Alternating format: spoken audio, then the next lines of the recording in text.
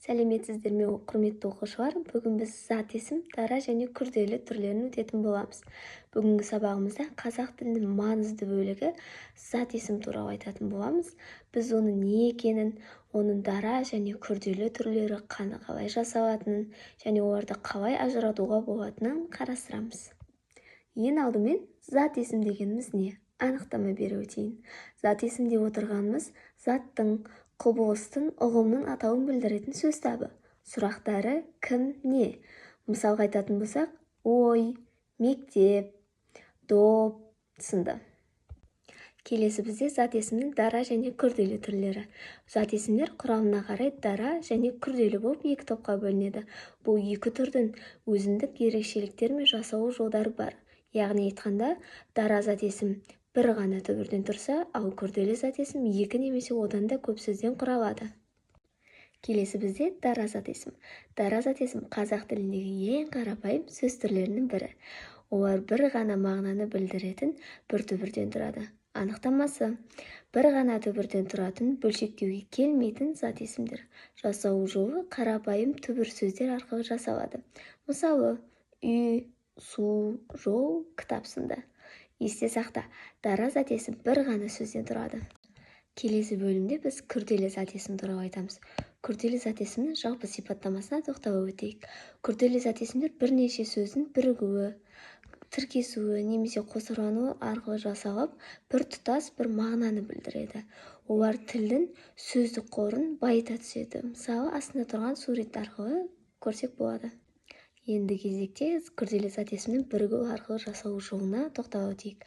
Бұл деп отырғанымыз екі немесе одан да көп сөздің бірігіп, бір тұтас жаңа мағыналы сөз жасауын біріккен зат есім деп атаймыз. Мұнда сөздер өздерінің бастапқы мағыналарын жоғалтып, жаңа ұғымды білдіреді. Күрделі зат есімнің бірігу арқылы жасалу жолы екі сөз бір-бірімен тығыз байланысып, бір сөз ретінде қолданылады. Оның ерекшелігі жаңа мағына береді, бір бүтін ұғымды білдіреді. Мысалға алатын болсақ, ас, хана, темір, жол, бал, мұздақ, қол, қабыс. Біріккен сөздер көбінесе бірге жазылады. Ал келесі күрделі зат есімнің жасалу жолы қосарлану арқылы. Қосарлану арқылы жасалған зат есімдер деп отырғанымыз екі сөздің қатар айтылуы арқылы жасалады. Бұл сөздер көбінесе дефис арқылы жазылады. Бұның жасалу жолы екі сөз қатар тұрып бір ұғымды білдіреді. Ал ерекшелігіне тоқталатын болсақ, көбінесе мағынасы жақын, кейде қарама-қарсы сөздерден жасалады. Мысалға, ата, ана, сауыт, сайман, көрші, қолаң сынды. Қосарланған зат есімдердің арасына үтір қойылмайды, дефис арқылы жазылады. Біз бұл жерде күрделі зат есімнің тіркесу және қысқару арқылы жасалған жолын көріп отырмыз. Күрделі зат есімдер тек бірігу және қосарлану арқылы ғана емес, сонымен қатар тіркесу және қысқарту арқылы да жасалады. Бұл тәсілдер әсіресе ресми атауларда кездеседі. Мысалы, тіркесу арқылы деп отырғанымыз бірнеше сөз тіркесіп келіп, бір ұғымды білдіреді. Мысалға, Абай атындағы университет, Алматы қаласы, қызыл кітап. Ал қысқарту арқылы бірнеше сөздің қысқартылып жазылуы деп айтылады. Мысалға, қа-зу, Қазақ мемлекеттік университет, БО, Біріккен ұлттар ұйымы, ақш, Америка құрама штаты деген сынды. Бұл жерде бізде дара және күрделі зат есімнің айырмашылығын білетін боламыз. Дара және күрделі зат есімдерді ажырату олардың құрамына байланысты. Дара зат есім әрқашан бір сөзден тұрады, ал күрделі зат есім бірнеше сөздің қосарлануы, тіркесуі, бірігуі, қысқаруы арқылы жасалатын болады.